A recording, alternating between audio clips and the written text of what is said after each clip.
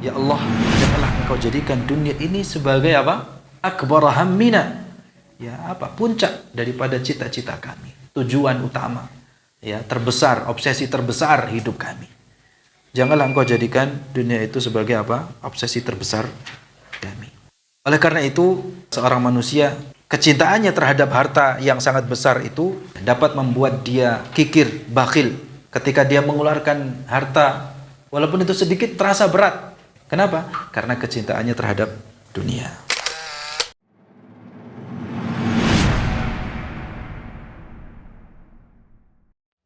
Bismillahirrahmanirrahim.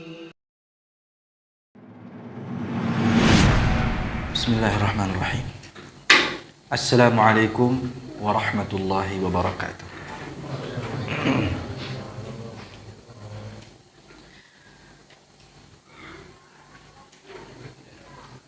Innal hamdalillah nahmaduhu wa nasta'inuhu wa nastaghfiruh wa na'udzu billahi min shururi anfusina wa min sayyiati a'malina. La wa man yudlil fala hadiya lah. Asyhadu an la ilaha illallah wahdahu la syarika lah wa asyhadu anna Muhammadan 'abduhu wa rasuluh sallallahu alaihi wa ala alihi wa sahbihi wa sallama tasliman katsira. Amma ba'd. Masih di surat Al-Adiyat. Alhamdulillah, dengan izin Allah Subhanahu wa taala di pertemuan yang kedua ini, di tema yang kedua dari surat Al-Adiyat. Namun sebelumnya kita baca terlebih dahulu suratnya. A'udzu billahi minasy syaithanir rajim.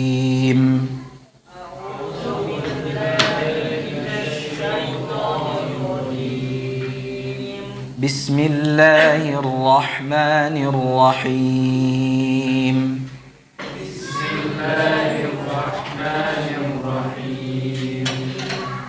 والعاديات ضبحا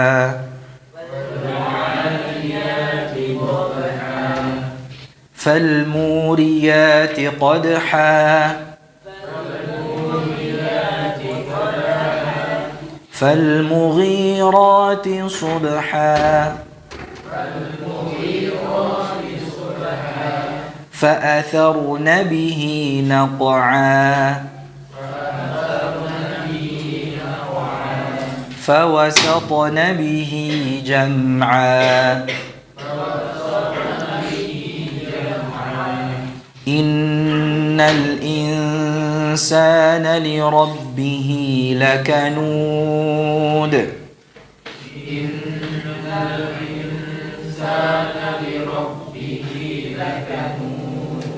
وإنه على ذلك لشهيد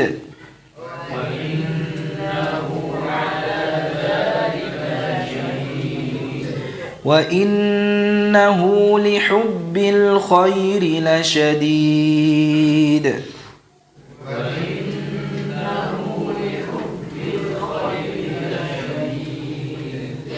أفلا يعلم إذا بعثر ما في القبور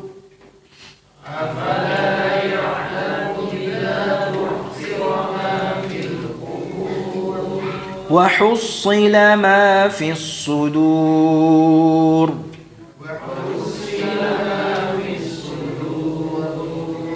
إن ربهم بهم يومئذ لخبير.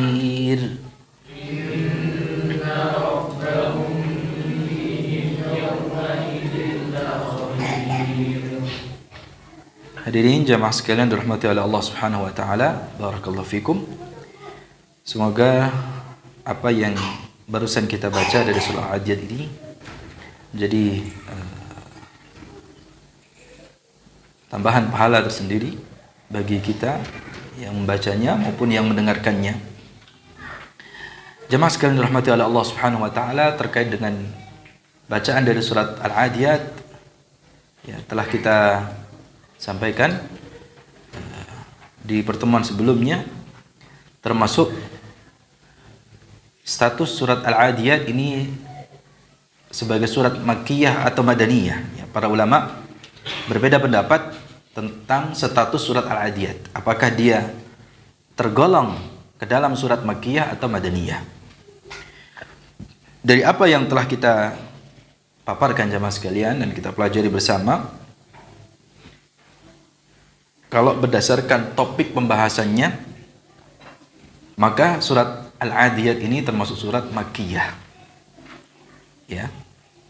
Karena surat Al-Adiyat sebagaimana dijelaskan di tafsir ini berisi tentang kondisi hari kiamat, di mana pada hari kiamat nanti Allah Subhanahu wa taala akan membongkar seluruh rahasia yang tersimpan di dalam dada-dada manusia. Wa hussila ma fis sudur tadi ya. Ya, seperti di ayat 10. Dan telah dimaklumi bahwasanya surat-surat yang berbicara tentang hari kiamat pada umumnya, ini secara keumuman, itu adalah surat Makkiyah. Di samping ayatnya pendek-pendek. Ya. Walaupun demikian, ayatnya pendek-pendek, ini termasuk surat yang masuk dalam surat Qisarul Mufassal, surat yang pendek-pendek, surat pendek. Ya, sebagaimana umumnya surat Makkiyah. Namun isi kandungannya itu kalau kita kaji secara mendalam, banyak pelajaran di dalamnya. Ya. Surat yang pendek pun ini di sini kalau kita bagi temanya ada 3. Ya. Jadi kalau kita pelajari tafsir dari surat Al-Adiyat ini, ya, maka ada 3 tema sebagaimana kita jelaskan di pertemuan sebelumnya. Ya. Dalam muqaddimah surat Al-Adiyat ini. Ya. Jadi yang pertama, keutamaan jihad fi sabilillah. Ya, dengan menyebutkan kuda perang. Ya. Yang digunakan di dalam berjuang atau berjihad di jalan Allah Subhanahu wa taala, ya, kedudukan beserta dengan keutamaannya. Kemudian tema yang kedua, ya, yaitu adalah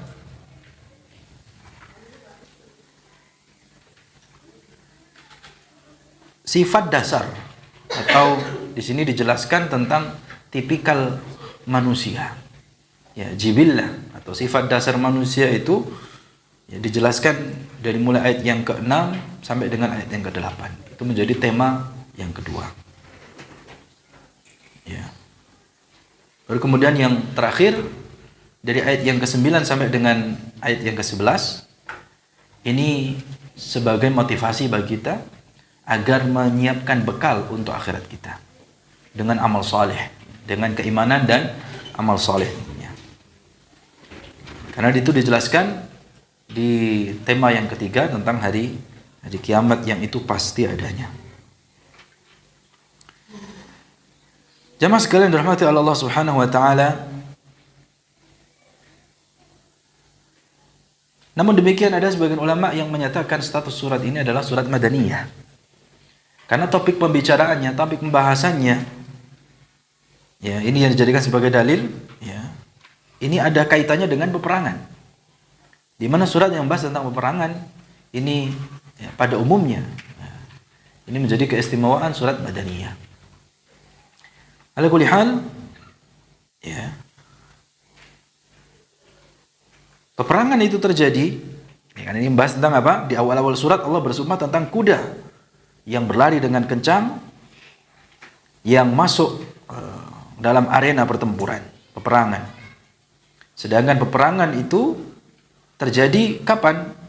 Di saat Nabi sudah hijrah ke Madinah, ya, yaitu perang Badar. Adapun di Makkah, ya, pada saat Nabi berada di Makkah maka belum ada peperangan. Ya, makanya ayat-ayatnya tidak berbicara tentang peperangan, ya, karena saat itu kondisi kaum muslimin dalam keadaan lemah saat di Makkah.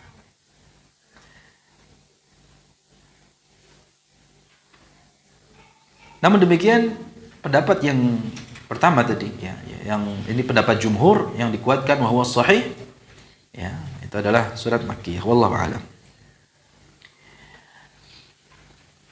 Setelah kita membahas sumpah ya, Allah Subhanahu wa taala bersumpah dengan kuda perang ya, yang berlari dengan kencang, dengan terengah-engah, yang mengeluarkan suara ad-dhabh ya, suara yang terengah-engah.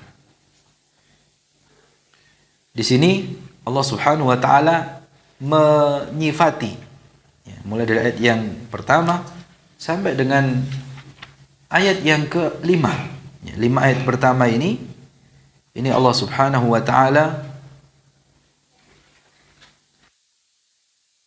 bersumpah dengan kuda perang beserta dengan sifat-sifatnya yang disebutkan di 5 ayat pertama ini, yang mana ini sebagai penekanan ya, nantinya ini di sini sebagai analogi bagi kita manusia ya. Sebagai manusia kita ini kan disifati dengan sifat lakanud, ingkar. Berbeda dengan kuda perang tadi ya. Ketika kuda perang itu digunakan untuk berperang ya, itu dia tidak ada ingkarnya sama sekali dengan pemiliknya. Jadi ayat-ayat di 5 ayat pertama ya, ini berkaitan dengan sumpah Allah Subhanahu wa taala beserta dengan sifat-sifat kuda perang tersebut. Jadi Allah bersumpah dengan sifat-sifat tersebut untuk menekankan bahwasanya manusia itu sifatnya ingkar ya. Seperti itu. Dia akan ingkar, lupa dengan karunia Allah Subhanahu wa taala, tidak bersyukur kepada Rabb-Nya. Makanya al-muqsam alaih di sini. Ya, semacam jawaban daripada atau dibalik sumpah tersebut ya, Allah menekankan innal insana li rabbih lakanud. Ayat yang ke-6. Ya, ini menjadi tema kedua dari surat Al-Adiyat ini. Innal insana li rabbih lakanud. Ya. Pertemuan sebelumnya kita berhenti di ayat ini. Ya, sesungguhnya manusia ya, dengan berbagai jenisnya, karena al-insan di sini lil jinsi ya. Sesungguhnya manusia itu, yang namanya manusia itu lakanud, li rabbih lakanud ya, kepada Rabbnya dia benar-benar ingkar atau tidak bersyukur ya. Lakanud ay lakafurun li ni'matillahi azza wa jalla. Nah, di sini ada pelajaran penting jemaah. Jadi sebagian ulama itu berusaha menjelaskan munasabah ya, hubungan, keterkaitan ya, sumpah-sumpah yang disebutkan sebelumnya yang menggunakan sifat-sifat kuda dengan sifat-sifat manusia yang ingkar. Ya, ini sebenarnya menarik bagi yang tergelitik untuk mendalami. Kan ini surat yang pendek tapi ada 3 tema ini. Pertama, Allah berbicara tentang apa? Allah bersumpah dengan kuda beserta dengan sifat-sifatnya, kuda perang dan sifat-sifatnya. Kemudian tema yang kedua kok dengan apa? Sifat manusia. Nah, ini apa hubungannya? Ya, ini sebagian ulama berusaha menjelaskan keterkaitan, korelasi, hubungan ya antara sumpah-sumpah yang disebutkan yang menggunakan sifat-sifat kuda dengan sifat-sifat manusia yang ingkar. Jadi, apa kata para ulama? Ya, sebagian ulama mengatakan bahwa di sini Allah sebenarnya menginginkan agar manusia itu memperhatikan keadaan kuda yang memiliki sifat taat. Ya, mungkin sekilas kalau umpamanya ini apa hubungannya sifat-sifat kuda ini dengan kok di sini membicarakan, ternyata ada kaitannya. Ya, bagi jamaah yang jeli ya, dia akan tertarik ya.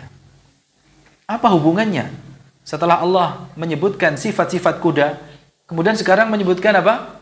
Sifat manusia.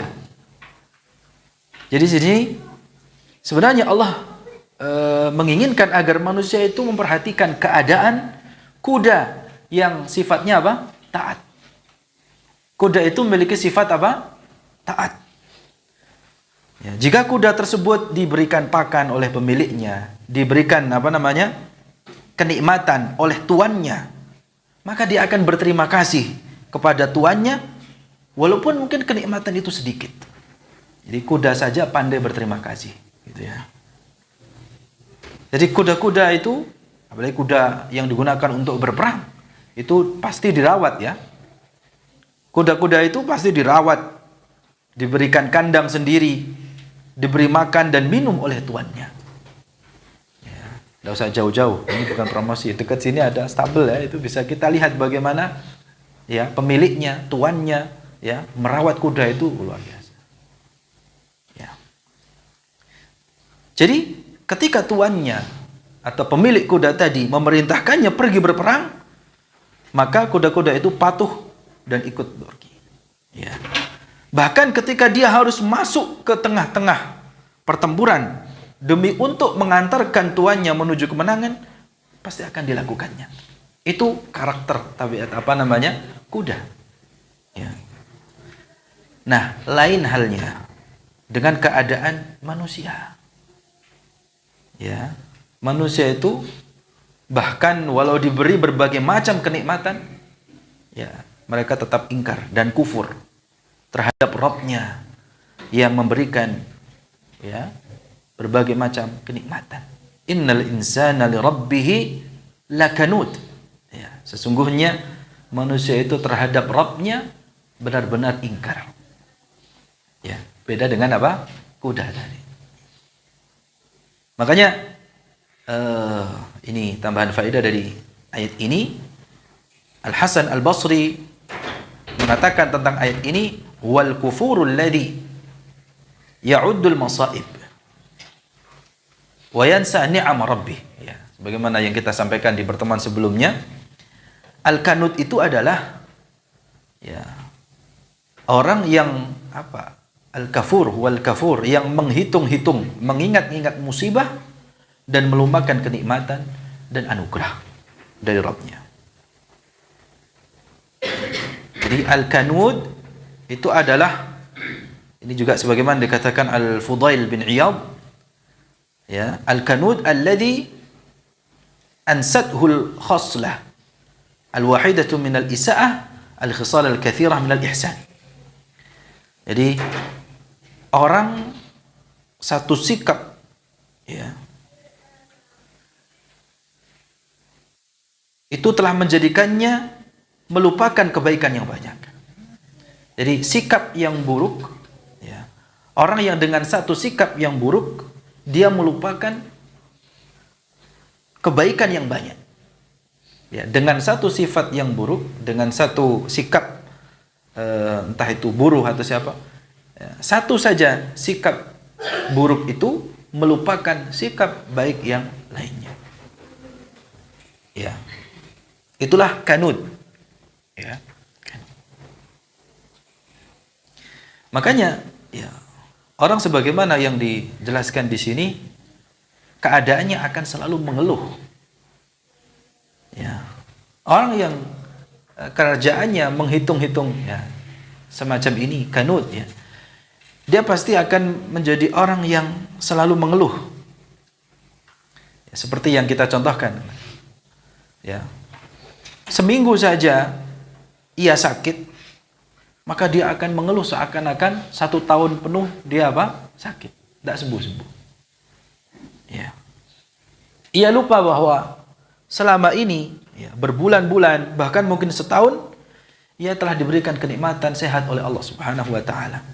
Dengan 2-3 hari sakit atau sepekan sakit itu rasanya dia selama setahun itu dia apa? Sakit. Ya, mengeluh. Ya. Sebagaimana orang yang ya diberikan kecukupan ya, materi, ekonomi gitu ya.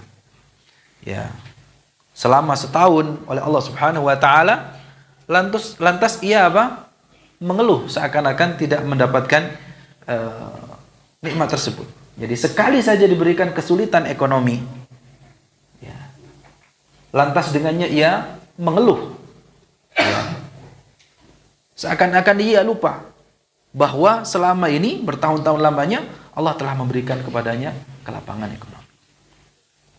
Dan itulah tabiat. Ya, ini namanya jibillah, tabiat dasar atau watak. Ya. Manusia demikian. Ya, pada umumnya. Jamaah sekalian yang dirahmati oleh Allah Subhanahu wa taala. Jadi bagaimanapun juga yang namanya manusia, tentu di sini ya, secara umum ya, manusia, tapi secara khusus adalah, karena di sini ada tafsirkan al-muradu bil insani huwal kafir, itu hanya orang kafir saja. Kalau orang yang beriman, maka dia tidak demikian keadaannya. Ya.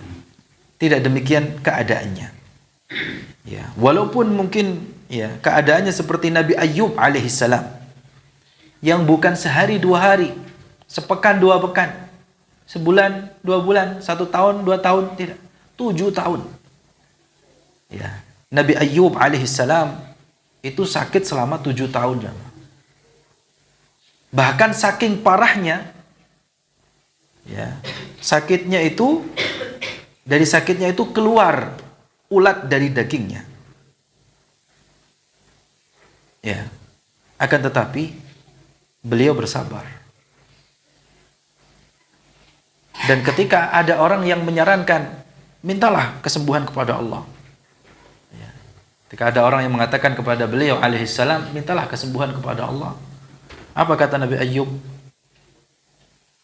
Aqamtu fin na'imi 70 sanatan. Aku ini telah berada dalam kenikmatan dari Allah selama 70 tahun. Wa uqimu fil bala'i 7 sinin. Dan sekarang aku berada dalam ujian selama 7 tahun. Jadi beliau membandingkan. 70 tahun sudah aku berada dalam kenikmatan Allah. Dan aku mendapatkan bala. Ya. Wa uqimu fil bala'i 7 sinin. Ya. Sekarang aku berada dalam ujian selama 7 tahun. Ya. Wahina idzin as'aluhu, apakah sekarang aku memohon kepadanya, ya, ya Allah, ya, anni massani ad-dur, seperti di surat Al-Anbiya, ya, anni massani ad-dur wa anta arhamur rahimin. Ya. Jadi yang beliau katakan apa? Ya Allah, sesungguhnya aku telah ditimpa penyakit dan Engkau adalah Tuhan yang Maha Penyayang. Di antara semua penyayang. Ini yang dikatakan oleh Nabi Ayyub alaihissalam. Ya, artinya beliau membandingkan selama 70 tahun beliau dalam keadaan sehat. Dan ketika 7 tahun sakit, itu tidak ada bandingannya. Beliau tetap mengatakan kata-kata yang luar biasa, yang patut untuk kita contoh. Ya.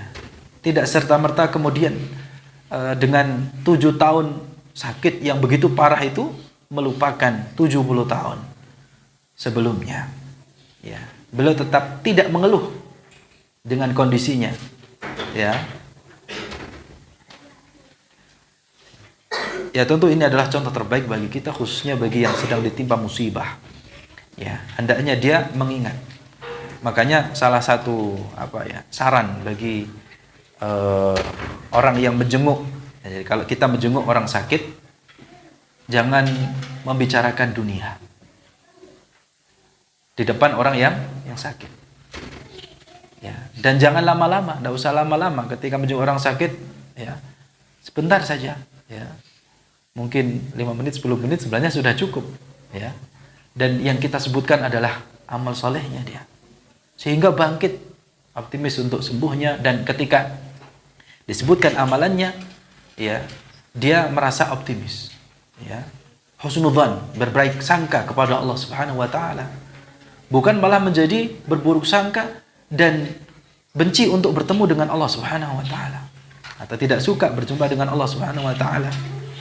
Apalagi kalau yang kita sebutkan perkara dunia membuat dia semakin sakit sebenarnya. Jadi sudah sakit fisiknya, sakit pula pikirannya. Jadi terbebani pikirannya. Maka ya di antara saran yang diberikan kepada orang yang mengunjungi orang yang sakit, ya, dia jangan membicarakan masalah dunia di depan orang yang sedang sakit. Ya, karena nanti itu akan membuat ya dirinya berburuk sangka kepada Allah Subhanahu wa taala dan benci untuk berjumpa dengan Allah Subhanahu wa taala. Baik, wa innahu ala dzalika lasyahid.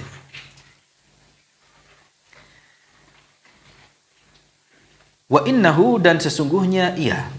Ini ada hak dhamir. Ya, kata ganti yang kembalinya kepada siapa di sini? Kepada Allah atau kepada hamba? Ya. Di sini tafsirkan ada dua. Ya, dikatakan ya'udu 'ala Allah. Kata ganti ini kembali kepada Allah. Maksudnya Allah Subhanahu wa taala menyaksikan atau mengakui ya, keingkaran hambanya. Ya, mengakui bahwa menyaksikan bahwa hambanya itu kufur, ingkar terhadap nikmatnya. Gitu ya. Ini kalau dikembalikan kata ganti innahu kepada Allah Subhanahu wa taala. Dan ada ya yang menafsirkan demikian. Wa qila innahu 'aidun 'ala insani nafsihi. Ya, nampaknya di sini ini ya kembalinya kepada manusia itu sendiri. Di bahwa manusia itu yashhadu 'ala nafsihi bi kufri nikmatillah. Jadi sesungguhnya manusia itu menyaksikan atau mengakui keingkarannya terhadap nikmat Allah Azza wa Jalla. Ya. Walaupun yang benar ini dua-duanya benar, dapat dipahami dengan benar. Antara yang kata ganti di ayat ini wa innahu, ini kembali kepada Allah dan kembali kepada manusia. Waswabu annal ayah syamilatul li hadza wa hadza. Ya. Jadi kedua tafsiran ini ya dapat kita gunakan untuk memahami ayat ini. Bahwa yang pertama Allah benar-benar ya menyaksikan hambanya itu kufur terhadap nikmatnya. Dan yang kedua, bahwa manusia itu sesungguhnya dia mengakui kalau dirinya itu kufur terhadap nikmat Allah Subhanahu wa taala. Wa innahu ala dzalika lasyahid. Ya. Jadi di sini jamaah sekalian dirahmati oleh Allah, ya. Mudah saja untuk kita mengkorelasikan, mengaitkan dari dua tafsiran ini yang dua-duanya dapat dipakai untuk memahami ayat ini. Karena para ulama membagi menjadi dua pendapat tentang kata ganti atau dhamir ya. Pada firman-Nya wa innahu ala dzalika lasyahid. Ya, sesungguhnya dia ya, maksudnya siapa? Dia kembali kepada Allah atau kembali kepada manusia. Kalau Allah bagaimana tadi? Maksudnya kalau itu kembali, kata-kata itu kembali kepada Allah, Allah menyaksikan sikap-sikap manusia yang ingkar itu, tidak bersyukur dan lalai untuk beribadah. Ya. Karena ini juga pendapat jumhur ya. Namun ada juga pendapat lainnya bahwa kata ganti atau dhamir wa innahu itu kembali kepada manusia itu sendiri. Sehingga makna ayatnya menjadi apa? Sesungguhnya manusia itu menyaksikan, ya, menyaksikan sendiri akan keingkarannya terhadap nikmat Allah Subhanahu wa taala. Maka di sini pesannya hendaknya seorang muslim apabila diberikan kenikmatan, diberikan anugerah oleh Allah Subhanahu wa taala, tidak kemudian lantas dia sombong. Ya. Sombong dengan mengatakan bahwa itu semua adalah karena kehebatannya, karena usahanya. Jadi ketika menisbatkan kesuksesan dirinya kepada dirinya, itu juga salah satu bentuk kesombongan. Ini kalau saya tidak bekerja keras gitu ya. Kalau saya tidak cerdas, kalau saya tidak ini sebenarnya salah satu bentuk kesombongan manusia. Sebenarnya ini sebagai bentuk pengingkaran saja terhadap karunia Allah Subhanahu wa taala. Maka di ayat ini ada pesan yang berharga dalam kehidupan kita agar jangan menyandarkan kesuksesan, keberhasilan kita dalam hidup ini itu kepada diri kita. Tetapi sandarkanlah itu semua kepada anugerah Allah Subhanahu wa taala. Kalau bukan Allah tidak menganugerahi kita kenikmatan, kita tidak akan bisa sampai titik ini. Ya. Jadi bukan karena usahanya, karena kecerdasannya, atau karena keahliannya, pengalamannya. Ya. Tidak. Tapi karena Allah mudahkan saja. Karena Allah Subhanahu wa taala memberikan karunia kenikmatan kepada kita. Karena kalau bukan itu semua, ya kita tidak dapat bersyukur kepadanya. Ya, sandarkanlah itu semua kepada Allah Subhanahu wa taala. Terkadang jamaah sekalian dirahmati Allah, persaksian manusia la syahid, kalau ini bawa kepada makna yang kedua. Tidak mesti dalam ungkapan kata-kata. La syahid. Sesungguhnya manusia itu benar-benar mengakui, ya, menyaksikan di sini maksudnya mengakui bahwa dirinya. Persaksian itu tidak mesti dalam bentuk ucapan kata-kata, ya, seperti kata-kata yang barusan kita sebutkan. Kalau saya tidak begini, kalau saya tidak ahli, kalau saya tidak pengalaman dan sebagainya, bukan hanya sekedar ungkapan kata-kata saja. Terkadang persaksian itu dalam bentuk perbuatan, tidak mesti dalam bentuk ucapan, jamaah. Contohnya seperti apa? Apabila seseorang itu diberikan kenikmatan, kemudian ia menghabiskannya dalam kepentingan yang tidak bermanfaat. Atau dengan kata lain, dia hanya melakukan hal yang sia-sia dengan kenikmatan yang Allah anugerahkan. Ya. Atau bahkan dia habiskan untuk melakukan sesuatu yang haram. Ini kan perbuatan, tapi ini sebagai bentuk persaksian juga. Ya. Tatkala diberikan kesulitan oleh Allah, dia malah justru tadi mencari solusinya dari kesulitan yang dihadapinya, itu bukan ke Allah, tapi malah kepada selain Allah. Ini juga perbuatan sebagai bentuk persaksian kalau dia itu mengingkari nikmat Allah Subhanahu wa taala. Jadi tidak selalu dalam bentuk ungkapan kata-kata, ya. Ketika seseorang menyandarkan keberhasilannya itu kepada dirinya, bukan hanya sekedar ungkapan kata-kata saja. Perbuatan ini juga menjadi bentuk persaksian bahwa manusia itu ingkar, ya, mengakui keingkaran dirinya terhadap nikmat Allah Subhanahu wa taala. Tatkala seseorang itu diberikan kesulitan oleh Allah, dia mencari solusinya bukan kepada Allah tapi kepada selain Allah Subhanahu wa taala.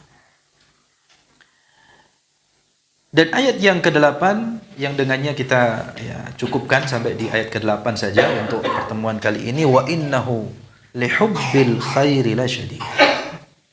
Sesungguhnya manusia itu lihubbil khairi, cintanya kepada al-khair. Ya, di sini diartikan apa al-khair? Harta. Ya. Makna al-khair pada ayat ini adalah harta. Sesungguhnya manusia itu cintanya kepada harta la syadid, benar-benar berlebihan atau benar-benar sangat cinta terhadap harta. Ini tabiat manusia berikutnya. Jadi kalau dengan harta, yang namanya manusia itu nggak ada yang tidak cinta harta. Jadi secara tabiat dasarnya manusia itu terhadap harta itu sangat cinta. Itu tabiat dasar manusia. Jadi penamaan harta secara bahasa di sini al-khair, fal khairu huwal mal. Ya. Ini selaras dengan firman Allah Subhanahu wa taala lainnya, Seperti dalam surat Al-Baqarah ayat 180. Ya. Kemudian di ayat yang lainnya, ya, yang menunjukkan bahwa yang dimaksud dengan al-khair, yang kalau sekilas kita artikan kebaikan, itu maksudnya adalah harta. Ya. Jadi kalau secara bahasa al-khair itu kan artinya apa jemaah? Kebaikan. Ya. Kebaikan. Nah, harta itu dinamakan dengan kebaikan karena memang demikianlah keadaan manusia. Mereka menganggap bahwasanya harta itu adalah kebaikan. Jadi sebagai mana yang dipandang oleh manusia, harta itu adalah apa? Kebaikan. Walaupun tidak mesti harta itu menjadi apa? Kebaikan. Karena bisa jadi itu keburukan. Ya. Padahal hakikatnya harta itu tidak selalu demikian. Bisa jadi harta itu menjadi kebaikan, bisa jadi menjadi apa? Keburukan. Jika harta tersebut tidak digunakan untuk hal-hal yang bermanfaat. Jadi salah kalau orang menjadikan barometer untuk mengukur kebaikan atau kemuliaan seseorang itu hanya sebatas dengan apa? Harta. Ya.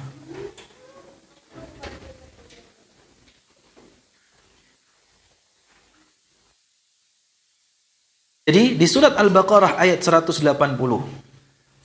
Allah mengungkapkan harta dengan kata al-khair. Kutiba alaikum idza hadara ahadakumul mautu in taraka khairanil wasiyah. Ya, diwajibkan atas kalian apabila maut hendak menjemput seseorang di antara kalian. Jika dia meninggalkan al-khair, khairan. Ya, jika dia meninggalkan harta, al-wasiyah, ya berwasiat untuk kedua orang tua dan karib kerabat, ya dengan cara yang baik dan seterusnya. Ya.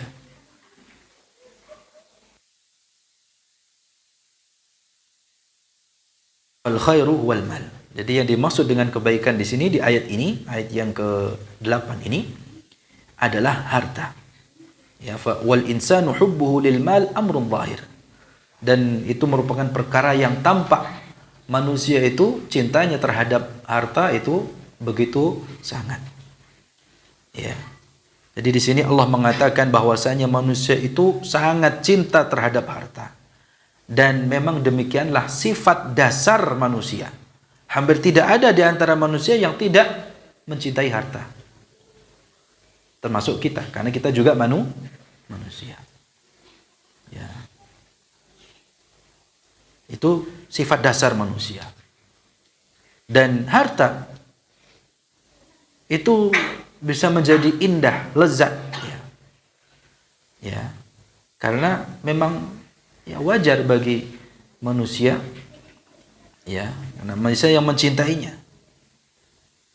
Bahkan ada sebagian manusia yang rela mengorbankan segalanya demi harta. Ya. Hanya apa? Demi segepok uang gitu ya. Dia rela memperebutkan warisan. Dia rela memutus silaturahmi. Demi apa? Mengedepankan uang, harta. Bahkan, na'udzubillah min dzalik, ada sebagian orang yang rela menggadaikan agamanya. Murtad. Demi apa? Harta. Jadi saking cintanya terhadap harta, dia mengorbankan persaudaraannya, mengorbankan tali silaturahim hubungan keluarganya. Ya, sudah tidak kenal lagi ini saudara maupun orang lain. Ya, karena apa? Fitnah harta. Bahkan ya, yang paling parah ya, ada sebagian orang yang menjual agamanya atau menggadaikan agamanya ya demi harta.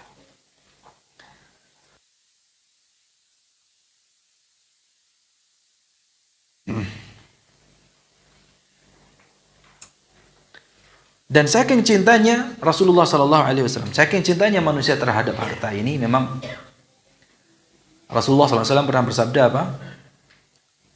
Ta'isa abdud dinar, celakalah hamba dinar, wa abdud dirham, dan celaka pula hamba dirham, wa abdul khamisah, dan hamba khamisah, maksudnya kain yang halus dan mahal. In u'tiya radiya wa illam yu'ta sakhita.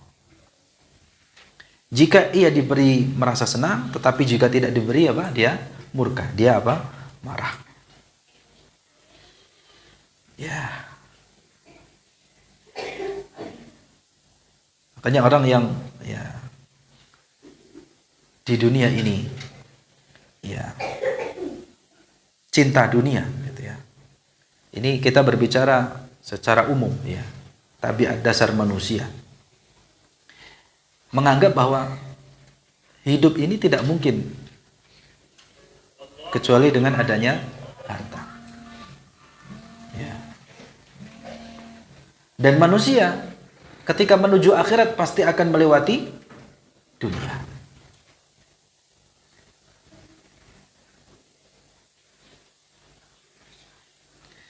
Namun demikian jemaah, kalau harta itu telah menjadi puncak cita-cita, menjadi tujuan utama hidupnya,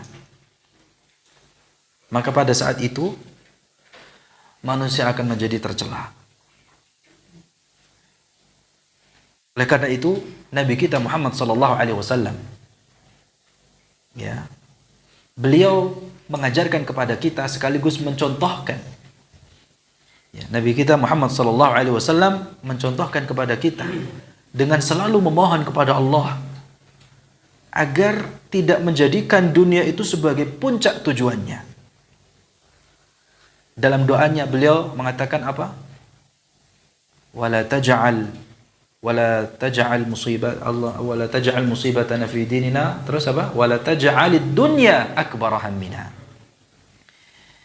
Ya Allah, janganlah engkau jadikan musibah, karena musibah sesungguhnya ada pada agama. Ya, musibah itu di dalam agama kami. Jangan engkau jadikan musibah itu di dalam agama kami. Ya. Kalau dunia, musibah dunia, oke lah. Tapi jangan sampai yang engkau jadikan musibah bagi kami itu adalah musibah agama. Karena itu sebesar-besarnya musibah. Kemudian wala taj'alid dunya akbar hammina. Ya Allah, janganlah engkau jadikan dunia ini sebagai apa? Akbar hammina. Ya, apa? Puncak daripada cita-cita kami, tujuan utama. Ya, terbesar, obsesi terbesar hidup kami. Janganlah engkau jadikan dunia itu sebagai apa? Obsesi terbesar kami. Oleh karena itu, ya, seorang manusia kecintaannya terhadap harta yang sangat besar itu ya dapat membuat dia kikir, bakhil. Ya. Ketika dia mengeluarkan harta walaupun itu sedikit terasa berat. Ya. Kenapa? Karena kecintaannya terhadap dunia. Demikian tafsiran dari ayat yang ke-6 sampai dengan 8 dari surah Adiyat ini. Ada beberapa catatan yang masih belum kami sampaikan, mungkin nanti setelah kumandang adzan berikutnya ini. Silahkan muadzin kumandangkan adzan. Barakallahu fikum.